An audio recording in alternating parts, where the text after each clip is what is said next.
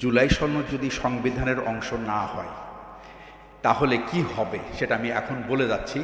আমি যদি বেঁচে থাকি এটা দেখবেন, আর বেঁচে না থাকলে আমি দেখব, বেঁচে না থাকলে আপনারা বা ভবিষ্যৎ প্রজন্ম দেখতে পাবে। প্রথম কথা হচ্ছে, জুলাই সংবিধান এই সনদটা শুরুতেই করা উচিত ছিল, কারণ এই সরকার কিন্তু সংবিধানের 106 ধারা অনুযায়ী হয় নাই।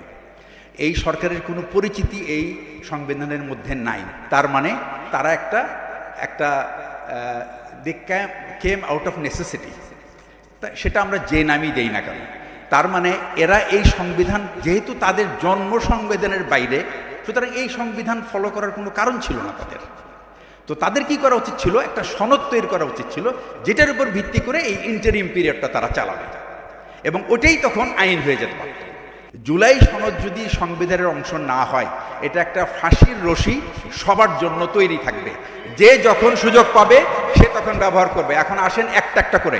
প্রথমে যেটা হবে সেটা হচ্ছে, যে ক্ষমতায় যাবে সে এই জুলাই সনদ না দেওয়ার ফলে এই জুলাইয়ের যত হত্যাকাণ্ড হয়েছে তাদেরকে সেই হত্যাকাণ্ডের সুযোগ গ্রহণ করে তার রাজনৈতিক প্রতিপক্ষর গলায় ফাঁসি চড়াবে। এটা হলো প্রথম কাজ। এরপরে কি করবে, যারা ক্ষমতায় যাবে তারা তো তখন স্বার্থের দ্বন্দ্বে থাকবে তাদের নিজের দলের মধ্যেই। যারা ক্ষমতাশীল অংশ থাকবে ওই দলের, তারা ক্ষমতাহীনদের উপরে এই একই ফাঁসির দড়ি ব্যবহার করবে। আর এই অরাজকতার মধ্যে যখন 2-3 বছর পরে আওয়ামী লীগের, দুঃখজনক হলেও সত্য, আওয়ামী লীগের আসার পথ সুগম হবে, তখন তারা এসে বিএনপির প্রত্যেকটা লিডারকে এই জুলাই সনদটা অন্তর্ভুক্ত না থাকার কারণে তাদের গলায় ফাঁসির রশি চড়াবে।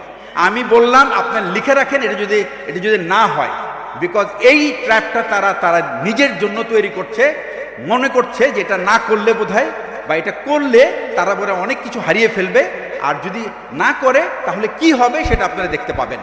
আওয়ামী লীগ কোনোদিন, বিএনপি কেন, জামাত কেন, কোনো দলকেই ছাড় দিবে না এই জুলাই বিপ্লবের কারণে। এটা আপনারা লিখে রাখতে পারেন।